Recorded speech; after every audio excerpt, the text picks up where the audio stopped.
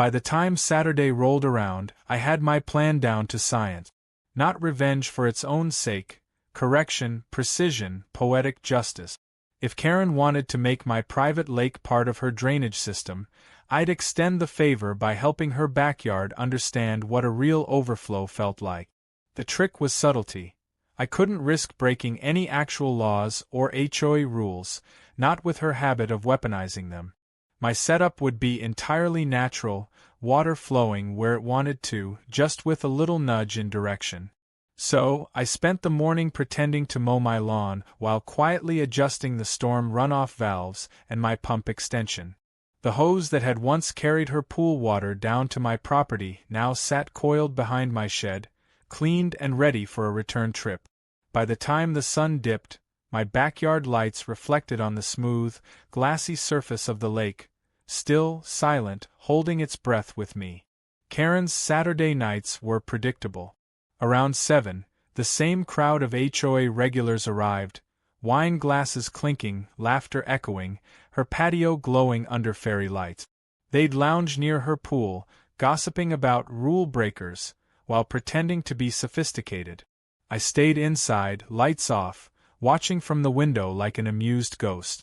My pump was silent, efficient, calibrated to start its slow siphon after midnight when the world turned still. The lake would release its top layer, just a few thousand gallons, enough to cover her lower yard, through the very same pipe she'd left connected. I'd adjusted the slope slightly so gravity would finish the job for me. No vandalism, no evidence, just water following the path she built. At 12:17 a.m., I stepped outside to check the progress. The moon hung low and full, silver on the lake's surface. The faint hum of the pump blended with the chorus of crickets. I knelt near the drainage, and felt a quiet rush of satisfaction as water moved uphill, nature itself returning the favor. The hose quivered slightly under pressure, ripples tracing their way toward Karen's side. I followed the line of the ditch with my flashlight, watching the first traces of dark water slide beneath her retaining wall. It was perfect. I didn't stay long. I didn't need to. By morning, her precious garden would tell the story. When I woke up at dawn, the neighborhood was already stirring, not with birdsong, but with shouting. Karen's voice cut through the air like a siren again. I didn't rush outside this time. I took my time, made coffee, even buttered toast. Then I stepped onto the porch, calm as ever. Her backyard was a swamp. The once pristine lounge area looked like a disaster zone. The water had crept up halfway to her pool deck, drowning the flower beds and turning her imported lawn into a squelching bog. She was knee-deep in it, waving her phone around, yelling at someone on speaker. "It's flooding again. My whole backyard. Dale, you need to send someone now." She turned, catching me watching. "You," she shrieked. "This is your doing." I raised my cup in a lazy salute. "Morning, Karen. You might want to move those cushions before they float away." She stomped to the fence, splashing mud all over her robe. "I've had it with you. I'm filing a lawsuit for damages," she screeched. "My property value is tanking because of your vendetta." I pretended to think about it. "Actually," I said mildly, "I think it's tanking because of all that water you dumped last week. Must have weakened the soil structure." Her face twisted. "Don't you dare turn this on me. You're obsessed. You're stalking me." "No," I said with a shrug, "I'm just maintaining my ecosystem." She screamed something incoherent and stormed back toward her house, probably to call her lawyer, or her gossip chain. Either way, I knew she wouldn't let this drop quietly. By mid-afternoon, a county inspector returned, the same one who'd visited days earlier. I watched from my dock as he trudged through her backyard again, camera in hand. This time, Karen wasn't smiling. She was pacing like a caged animal while he took photos. I couldn't hear the full exchange, but I caught bits and pieces, words like soil contamination, drainage violation, and remediation order. My phone buzzed an hour later. Unknown number. I answered anyway. "This is Karen's attorney," a clipped voice said. "My client alleges you intentionally redirected water onto her property." I laughed quietly. Your client's pipe redirected it first, I said. I just let gravity work both ways. There was silence, then an annoyed sigh. Expect formal communication soon. Tell Karen I'll keep the water running till it arrives, I said before hanging up. That evening, Priya stopped by, one of the few neighbors who wasn't afraid to talk to me anymore. She brought over cookies and a look that said she wanted the full story. Did you really flood her yard? She asked, half whispering, half grinning. I didn't flood anything, I said. I just fixed her drainage problem. She laughed. Well, you've become a legend. Half the block's rooting for you, the other half's terrified. That's balance, I said with a smirk. But it's not over. She's too prideful to back down. Priya shook her head. She's already embarrassing herself. Dale told me the HOA's distancing from her. Apparently, the county fine could hit 5 figures. That number made me pause. Even for Karen, that would sting. But sure enough, the next morning she escalated again. I came outside to find a tall, notice of infraction, sign staked right at the edge of my driveway, hand-printed in bold red paint. Illegal water system. HOA will remove. The letters were uneven, shaky, definitely not official. At the bottom, she'd scrawled, signed, HOA enforcement in her unmistakable cursive. It would have been funny if it weren't so desperate. I took a photo, chuckled, and sent it to Dale with a short text. Did you approve this art installation? His reply came back within minutes. Absolutely not. Please remove it. That afternoon, I left the sign on her porch with a note taped on it. Return to sender. Wrong address. By now, the situation had turned into suburban theater. People slowed their cars to see her flooded yard and my calm demeanor. Rumors spread. Some said I'd installed underground sprinklers aimed at her fence, others claimed I'd hired a landscaping company to build a moat. None of it was true, but the mystery worked in my favor. Karen couldn't prove anything, and every attempt she made to retaliate backfired spectacularly. When she tried to file another complaint, the HOA board quietly dismissed it, citing her ongoing violation investigation. Even her allies began to drift away, unwilling to sync with her. It started with the smell, chlorine, sharp and wrong, cutting through the clean scent of pine and lake water that usually drifted through my back porch at dawn. I remember standing there, coffee mug in hand, watching the lake ripple in a way it never had before. The surface shimmered oddly, bubbles popping near the dock like someone had dumped detergent into it. At first, I thought maybe a septic tank leaked upstream, but then I saw the trail. A narrow concrete drainage pipe from my uphill neighbor's property, Karen's house, gushing out a foamy, blue-tinted torrent straight into my lake. I watched in disbelief as the stream churned its way down, carrying every last drop of her pool water into the water I'd fished, swum, and kayaked in for 10 years. The sight was surreal, like watching someone pour bleach into your coffee while smiling. I stormed up the slope barefoot, coffee forgotten on the railing, half ready to reason and half ready to roar. Karen was exactly where I expected her to be, standing in her bathrobe, arms folded, wearing that smug morning calm of someone who believes the world itself works on their permission. Her pool was half drained, and a garden hose snaked down to the outlet that led to my property.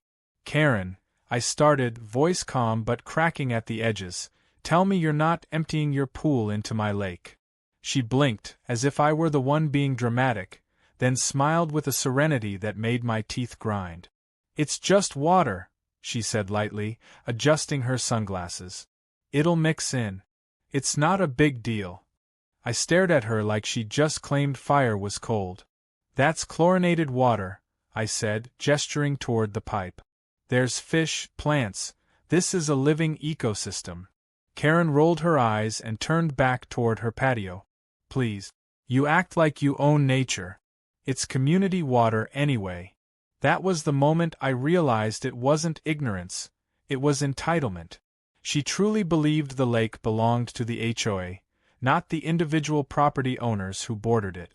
Which was funny, because I'd bought this parcel long before the HOA even existed. The lake wasn't public.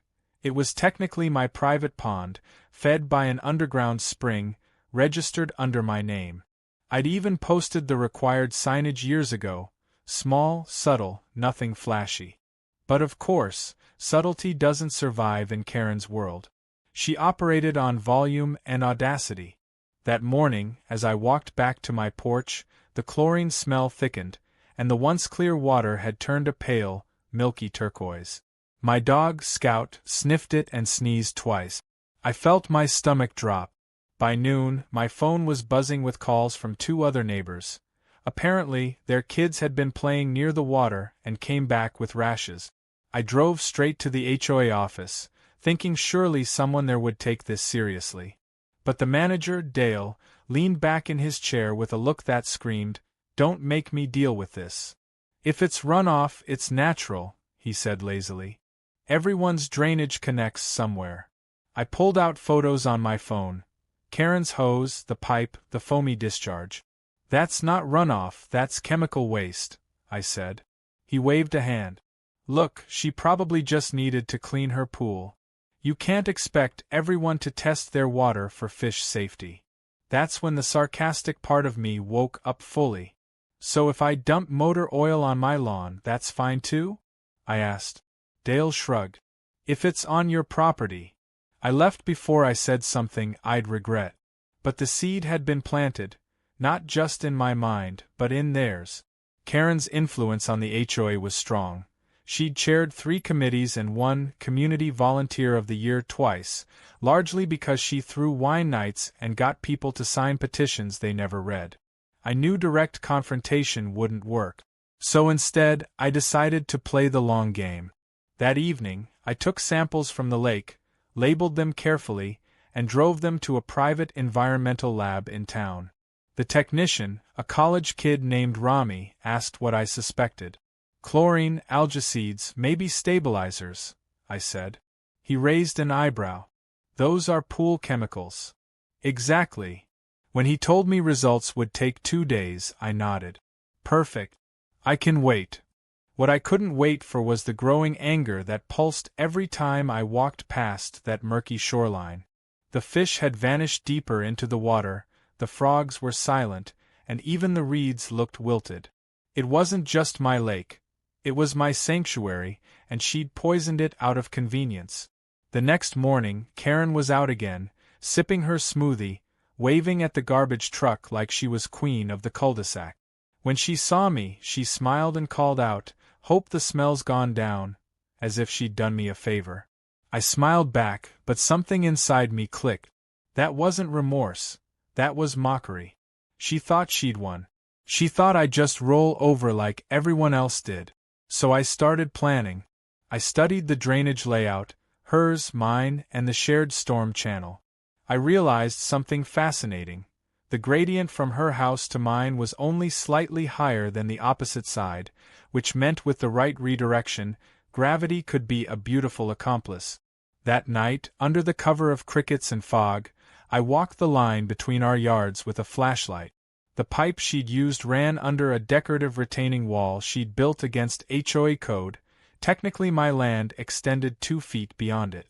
I crouched there, marking angles, tracing how the pipe could easily be rerouted. If she wanted to share water, I'd share back. I'd send her gift home where it belonged. Still, I didn't want to act without proof. 2 days later, the lab called. "You were right," Rami said. "Chlorine levels are 6 times higher than legal limits for discharge. There's also cyanuric acid and copper sulfate, heavy doses. Whoever dumped this, they didn't care about contamination." I thanked him, asked for a printed report, and smiled the whole drive home. It wasn't just petty satisfaction, it was the certainty of ammunition. That evening, I walked past Karen's house again. Her pool sparkled, freshly refilled, as if nothing had happened. She waved at me, oblivious. "Beautiful evening, huh?" she called. "You should try a pool instead of a pond, less algae." I laughed softly. "Don't worry," I said. "I've been learning a lot about water flow lately." She tilted her head, probably thinking I was complimenting her. That night, as the crickets chirped and moonlight silvered the lake, I connected a long, flexible discharge hose from my backup pump, the one I used to manage overflow during rainy seasons. It reached neatly to the drainage channel, the same one that led uphill toward Karen's decorative rock bed. I tested the flow quietly. The water pressure worked perfectly. My plan was simple. When she slept, the pump would do what she had done, but in reverse. I'd drain the contaminated layer, flush it back through the same path it came, and let her manicured backyard enjoy the gift she'd shared with me. As I watched the first faint trickle of lake water slither uphill, the absurdity almost made me laugh. This wasn't revenge. It was balance, Newton's law applied to suburban justice. Karen had turned my peaceful lake into a chemical stew. By sunrise, she'd wake to find that karma, like water, always flows back. That should have been the end, but Karen wasn't wired for surrender. Instead, she doubled down, whispering to neighbors that I'd manipulated the system to humiliate her. A few believed her, but most just shrugged. The irony was that her lawn began to die where the contaminated water had pooled. The grass turned patchy and the shrubs wilted. Nature had its own way of filing report. Still, she wasn't done yet. A week later, I came home to find a bright blue HOA citation taped to my door.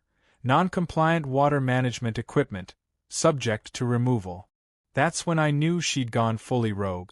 The board didn't issue citations directly. She'd made this one herself. That night, under the same soft moonlight where it all began, I walked down to the lake again.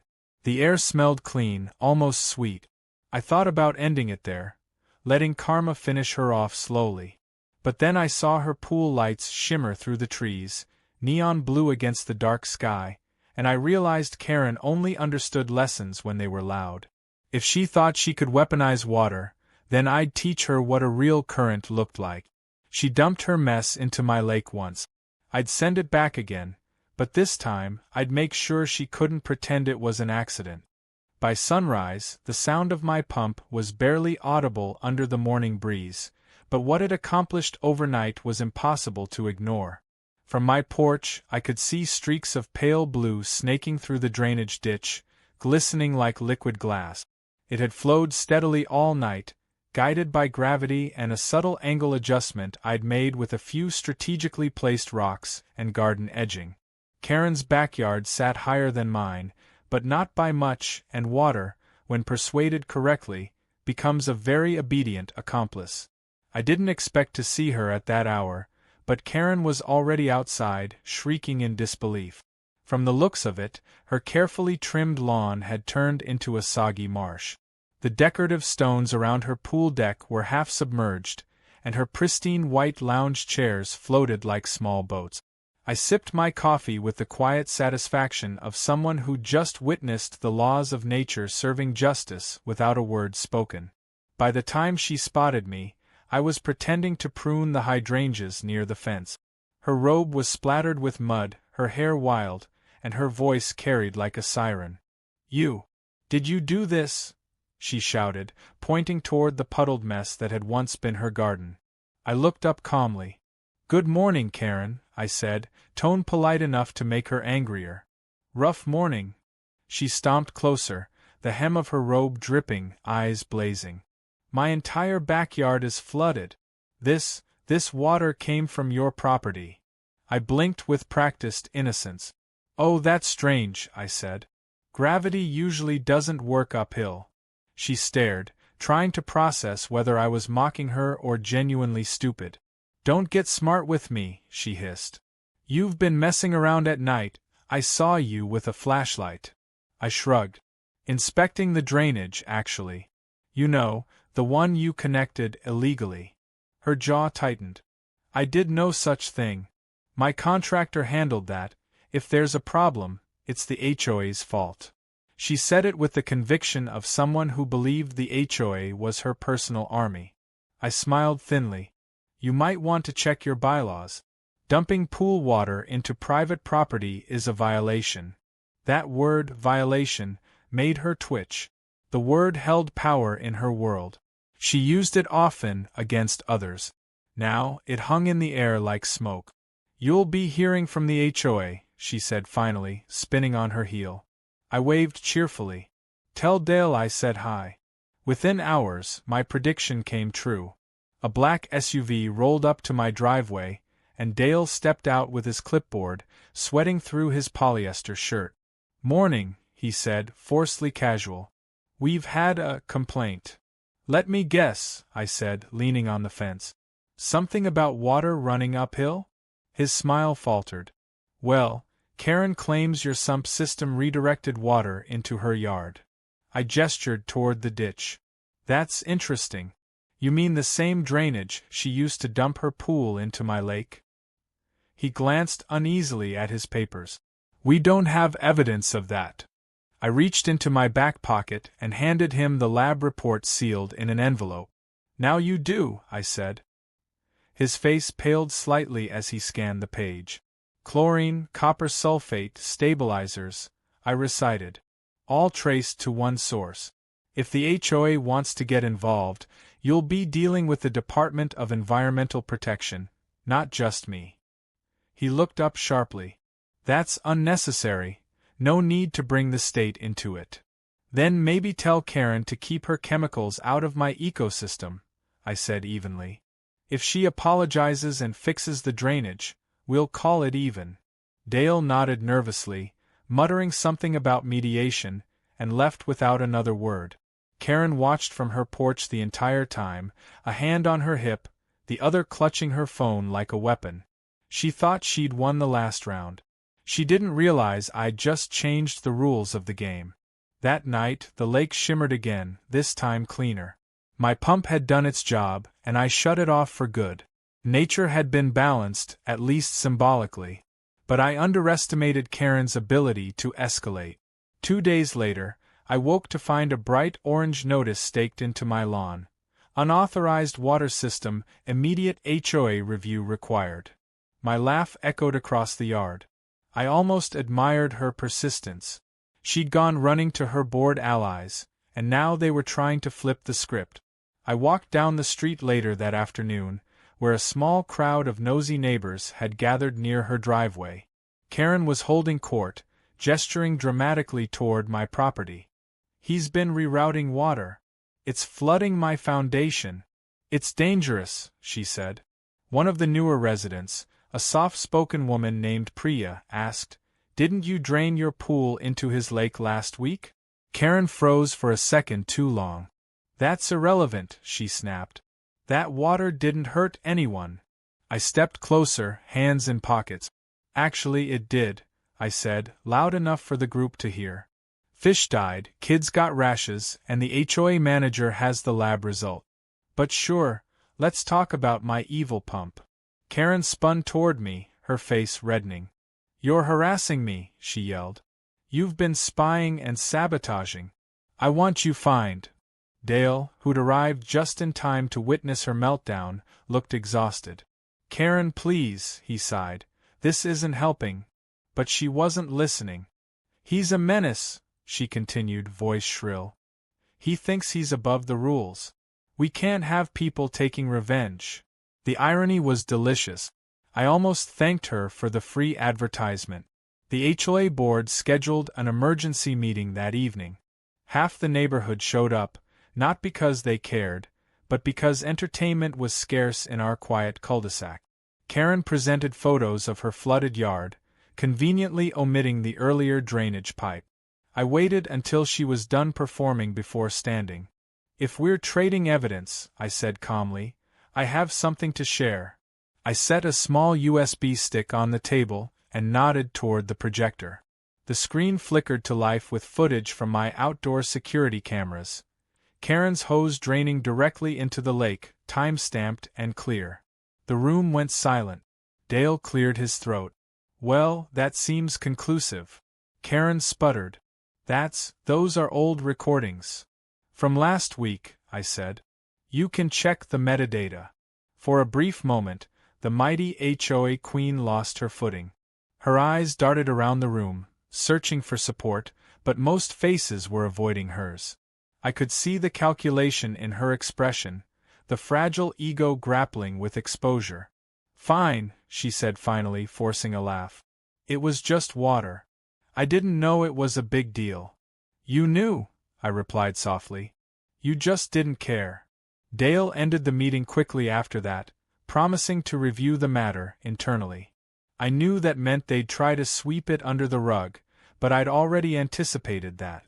The next morning, I sent a copy of the lab results and footage to the county environmental office, not to spite Karen, but to make sure the record existed outside her sphere of influence. When the county inspector showed up unannounced 2 days later, clipboard in hand, I almost felt bad for her.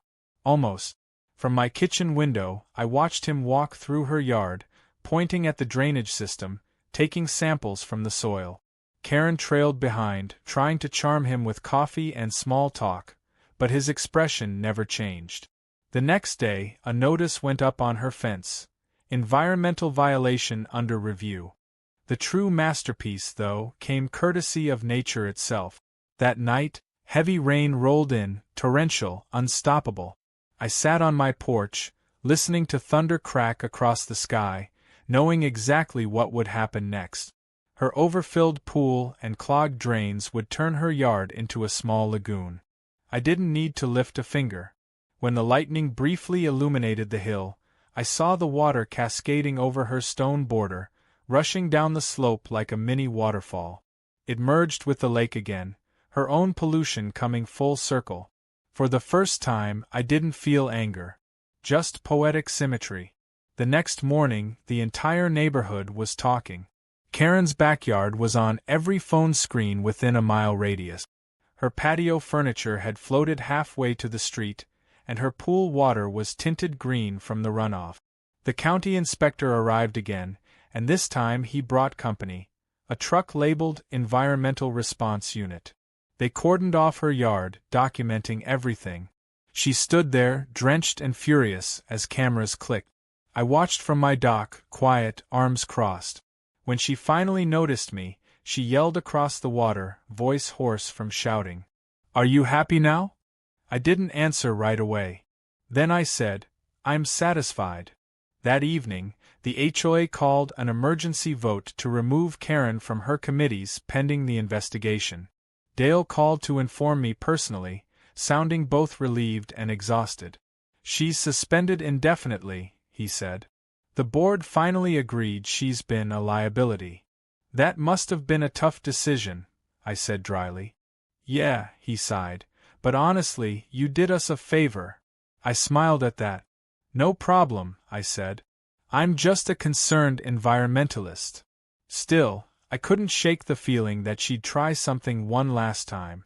Karen wasn't the kind of person who accepted defeat gracefully. And sure enough, as dusk fell, I saw her porch light flicker on, and her shadow move against the blinds. She was watching me again. I leaned back on my chair, meeting her stare through the distance. For a moment, neither of us moved. Then she stepped outside, phone in hand, her expression unreadable. I almost admired her persistence. But as she raised that phone and began filming me across the lake, I knew she wasn't done. She was building her next move. She'd started with chlorine. I'd replied with gravity. Now she was reaching for something new, legal, digital, public. This wasn't over. But she'd made one critical mistake. She thought she was the only one who could play that game. I had a feeling the next round would leave water far behind. It would be about reputation, and Karen's, unlike her pool, was about to drain faster than ever. When Karen started filming me from across the lake, I knew she was shifting tactic. She wasn't screaming anymore, which was new and dangerous. People like her didn't go quiet unless they were planning something elaborate. For 3 evenings in a row, I caught her pretending to record the sunset, while her phone conveniently pointed toward my dock. Sometimes she'd stroll near the property line in yoga pants and sunglasses, talking loudly about harassment, just in case anyone was listening. It was classic Karen damage control: rebuild the narrative, recast herself as the victim. I let her. Silence unnerves people like her more than confrontation ever could. She wanted a reaction on camera. I gave her stillness. I didn't even look up when she passed by. I kept fixing the fence, painting the dock, doing everything normal people do. And that drove her insane. By the fourth day, the HOA gossip machine was spinning again. I heard snippets from neighbors. Karen telling people I'd rigged illegal pumps, that I'd installed spy cameras, even that I'd threatened her with contamination. It was impressive how quickly she'd twisted the truth into theater. But her biggest mistake wasn't the lying, it was underestimating how tired everyone was of her antics. When she cornered Priya during the morning jog group and tried to recruit sympathy, Priya apparently told her, "You flooded your own yard and picked the wrong guy to mess with." That story traveled faster than any of Karen's lies. Suddenly, the neighborhood tone shifted. People nodded at me again when I passed by. Some even gave small smiles as if to say, "Good for you." Karen, however, was undeterred. When attention began slipping away from her, she found new ways to stir it up. A week later, I came home to find a bright yellow envelope taped to my front door, official letterhead, but badly photocopied. Inside was a notice of pending fine for environmental tampering, signed by acting HOA President Karen M. I couldn't help but laugh. She'd literally appointed herself president overnight. That evening, I attended the next HOA meeting, document in hand. The small community hall was packed, everyone murmuring, half expecting fireworks. Karen sat at the front with a faux authoritative posture, a clipboard in front of her, wearing a navy blazer like she was running a boardroom. Dale sat beside her, looking like he wanted to vanish. "I'd like to start," Karen announced, tapping her pen, "by addressing the ongoing environmental hazard posed by Mr. Williams's illegal water system." I raised a hand lazily. "Before we start, can we clarify something? Did we elect a new president while I was asleep?" Her jaw tightened. "The board voted to appoint me acting president during the ongoing investigation," she said. "Unanimously." "Interesting," I said, glancing at Dale. "Was that before or after the investigation revealed she was the one dumping pool water into a private lake?" Dale rubbed his temples. "Let's stay on topic," he muttered. "We're reviewing alleged property violations." Karen straightened her shoulders, savoring the attention. "This man," she said, pointing at me, "has been manipulating the community's water flow, damaging infrastructure, and harassing me personally." I leaned back, smiling. "That's quite a list. Did you bring any proof, or just the usual performance?" Murmurs rippled through the crowd. Karen's face flushed crimson. "I have multiple witnesses," she snapped. "People saw him working at night, rerouting pipes." I nodded. "Yes, when I repaired the damage caused by your illegal drainage system. You can check the timestamps on my security footage." Dale raised a hand to calm things down, but the energy had shifted. One of the quieter residents, an older man named Frank, spoke up from the back. "Karen, we all saw the county trucks at your place. Didn't they post some kind of violation notice?" Karen froze for a split second before forcing a smile. "That was a misunderstanding," she said quickly.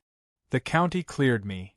"Funny," I said, pulling a folded paper from my pocket. "Because I requested a public copy of the report. It says here, 'Homeowner found in violation of environmental discharge regulations. Pending remediation.' Want me to read it aloud?" The silence that followed was delicious. Karen's lips parted, searching for words that didn't exist. She finally slammed her clipboard shut. "This meeting is adjourned," she barked, storming off as the room erupted in whispers. Dale sighed heavily. "For the record," he said, "no fine will be issued to you, Mr. Williams." I nodded. "Appreciated. Maybe next time we elect a president who doesn't flood the ecosystem."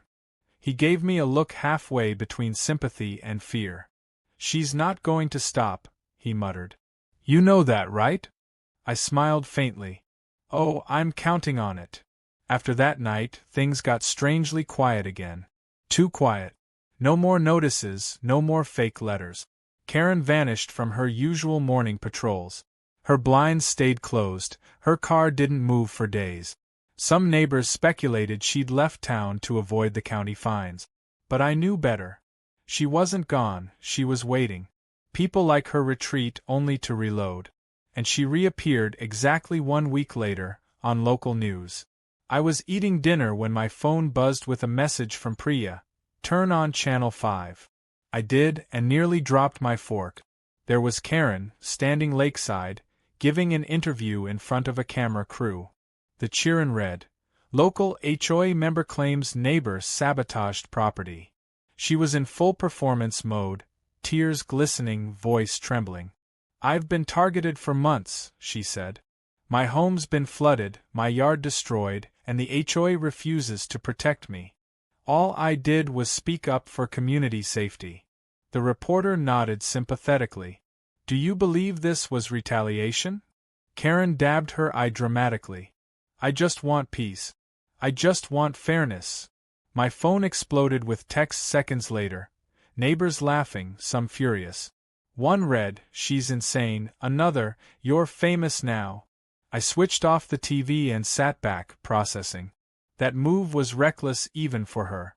By taking it public, she'd invited scrutiny she couldn't control. The county would double down on her case, and any investigation would expose her lies fast. But she'd also crossed a line. The moment she framed me on air, she gave me permission to respond in kind. Not with rage, but with precision. I spent the next day compiling everything I had: videos, timestamps, the lab reports, HOA emails, even photos of the fake notices she'd made. I organized them into a single folder titled HOA Karen Full Documentation.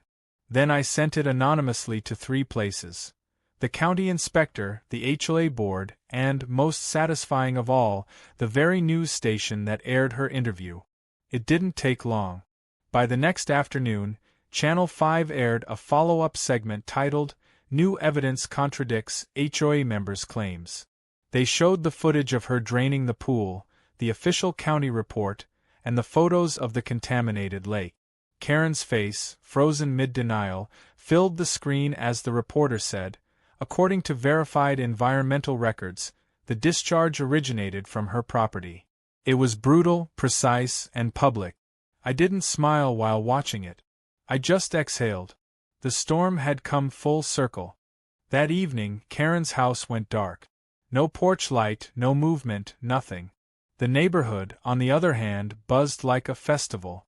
People talked in driveways, laughed softly, and for the first time in months, the air felt light.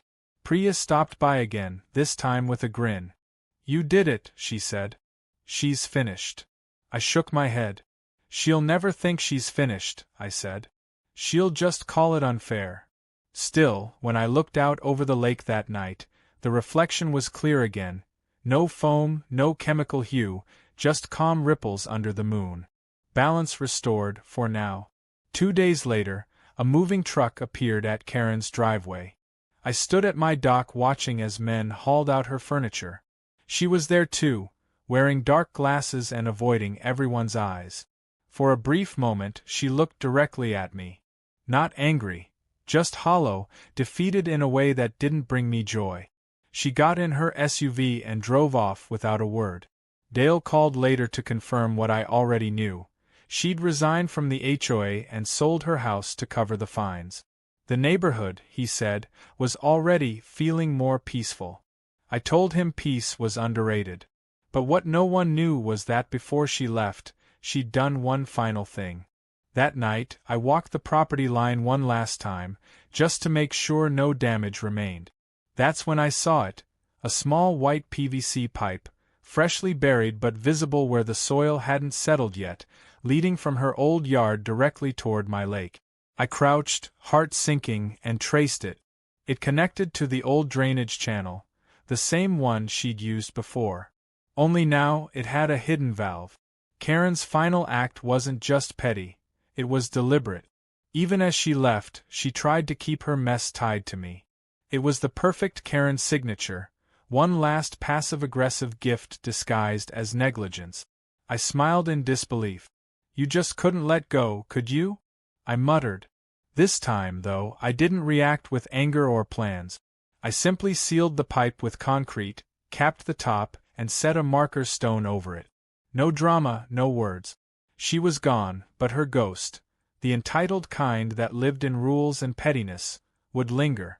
As the concrete hardened under the moonlight, I realized something. Some wars don't end with victory or defeat. They end when you stop letting the other side live rent-free in your peace. Still, as I walked back to my house, I couldn't shake the feeling that Karen wasn't entirely done. People like her rarely vanish quietly. They reinvent themselves. I had no idea just how far her next reinvention would reach. For 2 months after Karen's departure, the neighborhood felt like an entirely different place. The constant hum of drama disappeared, replaced by the gentle normalcy I hadn't realized I'd missed. Children played near the lake again, the ducks returned to nesting by the reeds, and for the first time in years, the HOA newsletters didn't contain passive-aggressive reminders about lawn length or fence paint colors. Even Dale seemed relaxed. He started walking his dog past my house in the evenings, always waving with a sheepish smile, like a man who had escaped a dictatorship. I went about my days quietly, fixing the dock, cleaning the gutters, repainting the porch railings that the lake air had worn down. Life had settled back into balance, and I almost believed the storm was truly over. Almost. Then one morning, I noticed a new sign being staked into the ground across the road, right in front of Karen's old property. Open House, Saturday, hosted by Silver Lakes Realty. I didn't think much of it until I saw the name on the listing agent's signboard. K. Morrison, a licensed realtor. My stomach dropped slightly. Karen Morrison. It couldn't be coincidence. I stood there for a long minute, coffee cup frozen halfway to my lips, staring at that name like it was a bad joke. Sure enough, by the weekend, she was back. Not as a resident, but as a businesswoman. She'd reinvented herself as a real estate agent, selling houses in the very same neighborhood that had run her out. When Saturday arrived, I watched from the dock as Karen strutted up the driveway in heels and oversized sunglasses, clutching a clipboard and her phone. She had her smile back, that glossy, weaponized version she used to charm the unsuspecting. The open house drew a small crowd, young couples, retirees, even a few familiar faces from the HOA. She gave her trademark enthusiastic tour, gesturing grandly toward the lake. Private waterfront access, I overheard her say. Beautiful view, low maintenance. The HOA keeps it pristine. I nearly choked on my drink. I wanted to march up there and correct every lie, but instead, I just recorded her from a distance. Old habits die hard. Later that evening, Priya came by, shaking her head. You saw it too? She asked. She's selling houses now. Unbelievable. I nodded slowly. Like a parasite returning to the host, I said. She can't resist this place. Maybe she's just trying to move on, Priya suggested, though even she didn't sound convinced. Move on, I said. She's using the same lake she poisoned as a selling point. Priya sighed. Promise me you won't start another war. No war, I said, smiling faintly. Just observation. But deep down, I knew observation wouldn't be enough. Over the next few weeks, Karen's face started appearing everywhere. Yard signs, billboards by the highway, sponsored Facebook posts boasting local expertise and community dedication. It was almost impressive how quickly she'd pivoted from pariah to professional. The only problem was that she was still telling lies to make sales. When one new family moved in down the street, I overheard the husband thanking her for personally ensuring lake access rights. I nearly laughed out loud. She was selling what she didn't own again. And just like before, her confidence was so complete that no one questioned her. I could have ignored it. I should have ignored it. But one evening, as I walked along the dock, I noticed something that made my blood boil. Karen had installed a brand new Silver Lakes Realty waterfront property showcase banner along the path, on my fence. My property. She'd hung it there without permission, nails driven right into my wood railings. That wasn't marketing. That was territory marking. I took a picture, then calmly removed it, rolled it up, and left it on her car windshield with a note that simply read, "Private property." Again. The next day, I found the same banner rehung, this time closer to the water, attached to the post by her old drainage area. That was when I understood her real motive. She wasn't just selling homes. She was using my lake as a prop for her listings, filming videos of herself standing by the shore, calling it the jewel of the community. She didn't even live here anymore, but somehow, she'd found a way to keep profiting off it. The audacity was stunning. So, I decided to pay a visit. When I pulled up to the open house the following weekend, Karen was mid-speech, charming a couple in matching golf shirts. Her face went pale when she saw me, but she recovered quickly, smiling tight and fake. "Oh, look who's here," she said through gritted teeth. "Still living the lakeside dream, I see." "Trying to," I replied evenly. "Though it's harder when people keep trespassing." Her clients looked uncomfortable. "I'm sorry," Karen said sweetly. "We're just admiring the beautiful view. Community property, of course." I stepped closer, lowering my voice. "You know that's a lie, Karen. This lake's privately deeded, and I have the paperwork to prove it." She tilted her head, all innocence. "Well, you can't gate nature, darling. Buyers love the view." I smiled faintly. "Then maybe you'll love what happens next."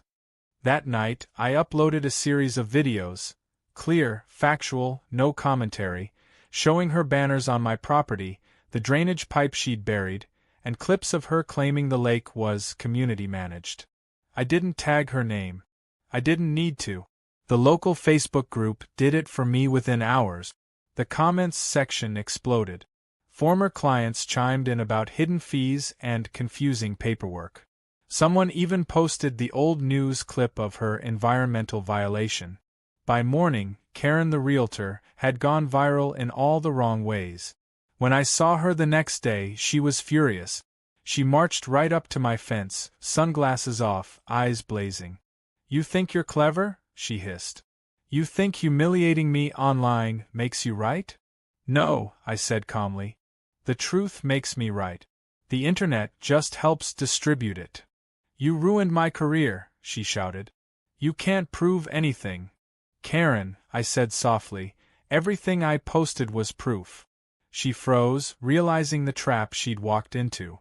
"You're going to regret this," she said finally, voice low, trembling with rage. "You always go too far." "Funny," I replied. "That's what you said right before you dumped your pool into my lake." For a moment, we just stared at each other, the air between us thick with old resentment. Then she turned abruptly and stormed away. I figured that would be the end of it, that she'd finally retreat, maybe reinvent herself again somewhere else. But Karen wasn't done. The following week, I got a letter in the mail.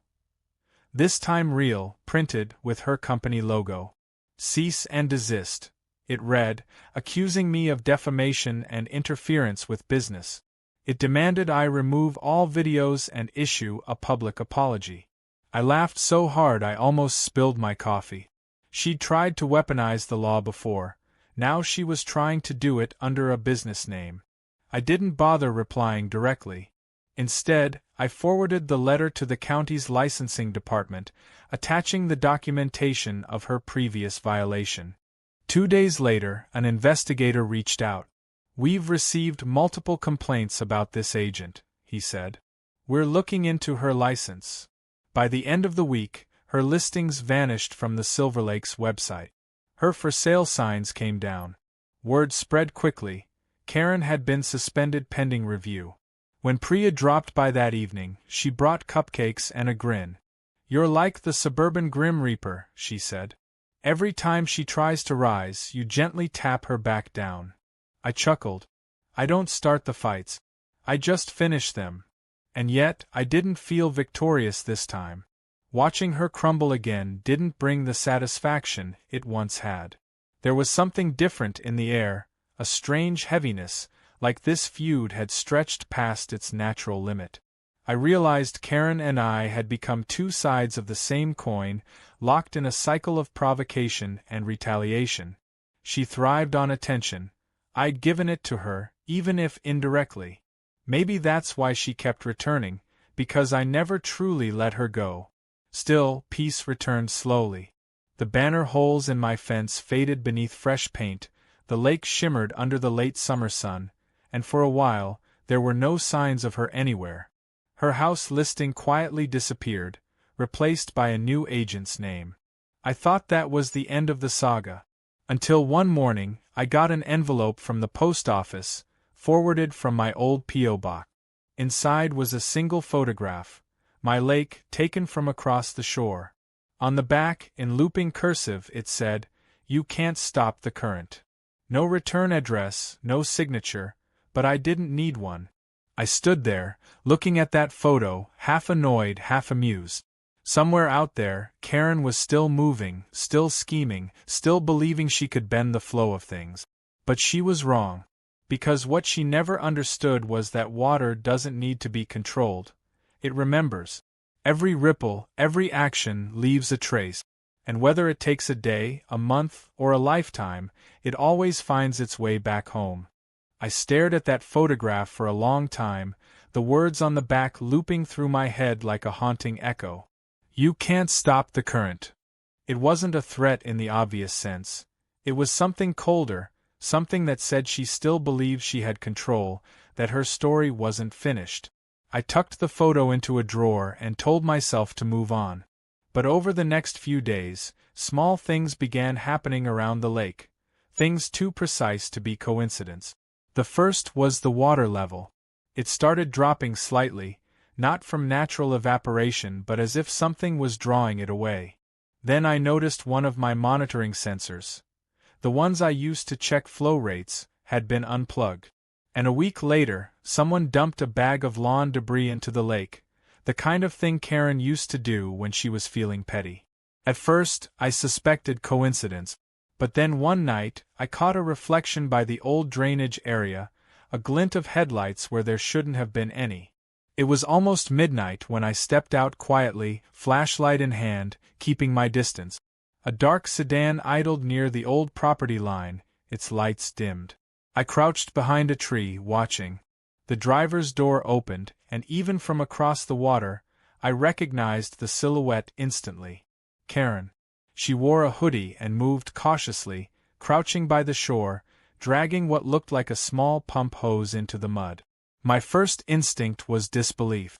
She'd lost her house, her job, her reputation, and yet here she was, back, sneaking around in the dark like a ghost refusing to fade. I wanted to shout, to call the police, but something stopped me. Instead, I filmed silently, zooming in as she adjusted the hose and turned on a portable pump. The soft whine of machinery carried across the still air. It wasn't pulling water out, it was pumping something in. When she left, I waited until the sound faded, then crossed the yard to inspect. The smell hit first, a faint, chemical tang that clawed at my nose. I knelt and touched the damp soil. It wasn't just water. It was pool cleaner, maybe fertilizer runoff. My anger rose like a tide, hot and heavy, but beneath it was something else, pity. She wasn't waging a war anymore. She was unraveling. This wasn't revenge. It was obsession, the final gasp of someone who couldn't stand being irrelevant. Still, I couldn't ignore it. The next morning, I called the county inspector again, sent him the footage, and within hours, a patrol car and an environmental agent were at the site. They collected samples, measured contamination, and took my statement. The agent, a calm woman with sharp eyes, said, "You did the right thing. Whoever's responsible will face serious charges this time." I nodded, but part of me felt hollow. Watching Karen self-destruct had stopped being satisfying, it was just sad. By evening, the entire neighborhood knew. Dale called, sounding both horrified and vindicated. "We got reports that someone saw her car last night," he said. "She's been living 2 towns over, apparently renting a place under her maiden name. I guess she couldn't stay away." "She never could," I said quietly. "She always had to win, even when there was nothing left to win." He sighed. "The county's pressing charges for environmental contamination. It's not just fines this time. I didn't ask for details. I didn't want to. When I hung up, I walked down to the dock, looking out over the lake. The water was calm again, rippling under the orange glow of sunset. It was beautiful, serene, untouched by the chaos of human ego. For the first time in months, I felt something like closure, thin, fragile, but real. A week later, a letter arrived from the county. It wasn't about me this time. It was an update. Karen had been arrested and released on bail pending trial. They'd found illegal chemicals stored in her car and evidence connecting her to multiple contamination incidents around the neighborhood. It was surreal reading it in black and white, the final punctuation to a feud that had spun out of control. I folded the letter, placed it beside the old photo she'd sent, and thought about how strange it was that something as simple as water could carry so much destruction and symbolism. It had started with a single act, her dumping pool water into my lake, and it had spiraled into a chain reaction of pride, retaliation, and ruin. The next morning, I got a call from Priya. Her voice was low, hesitant. "Did you hear?" she asked. "Karen's in the hospital." "Hospital?" I repeated. "Why?" "They said she tried to drive her car into the county pond off Highway 9, Priya whispered. "She survived, but she's in bad shape." The news said she was under investigation and panicked. For a moment, I said nothing. I walked out to the dock, staring at the water that had once reflected her backyard lights. "That pond isn't even deep," I said quietly. "She must have known." Priya didn't answer for a while. Then she said, "You know, it's weird. After everything she did, I still feel bad for her." "So do I admitted. She built her whole identity around control. When she lost it, there was nothing left. After that, no one saw Karen again. She didn't return to the neighborhood, and the court proceedings were postponed indefinitely. Word spread that she'd sold what little she had and moved in with family somewhere far away. Dale told me the HOA officially revoked her membership, sealing the last trace of her reign. But even in absence, her presence lingered. People still referred to things in Karen terms, like "don't pull a Karen" when someone complained too loudly, or "that's a Karen move" when someone tried to bend rules. She'd become a cautionary tale, a suburban legend told in whispers at block parties. And though I didn't like to admit it, part of me missed her presence. Not her chaos, but the energy she brought, the way she made life unpredictable, absurd, alive. It's strange how even the worst people can leave behind a peculiar kind of emptiness when they're gone. One afternoon, months later, as autumn painted the trees in shades of gold, I received a small parcel with no return address. Inside was a flash drive and a note that simply said, "Foreclosure." Against my better judgment, I plugged it into my laptop. There were 3 video files. The first was grainy footage of Karen standing by her old pool, smiling faintly, saying, "It wasn't supposed to go this far." The second was her sitting in her car, staring at the camera. "You were right," she said softly. "I just couldn't stand being wrong. About the lake, about the neighborhood, about everything. I thought control made me safe. But it made me small." The third video was just silence. Her pointing the camera toward the lake, the same one that started it all. For 2 full minutes, the water shimmered in sunlight, perfectly still. Then the video ended. I sat there for a long time afterward, unsure what to feel. Anger, forgiveness, maybe both. I copied the videos to a folder labeled Karen at the end and deleted them from the drive. Then I walked outside. The lake was calm, reflecting the fiery trees like liquid glass. I could hear the faint sound of ducks splashing near the reeds, and somewhere across the water, a child laughed. Life had gone on, the way it always does, washing over everything that came before. For the first time, I didn't see the lake as a battlefield or a symbol of revenge. It was just water, patient, neutral, eternal. That night, as the sun disappeared behind the trees, I took Karen's old photo and her handwritten note, folded them neatly, and placed them in a small tin box. I walked to the edge of the dock and tossed it into the water.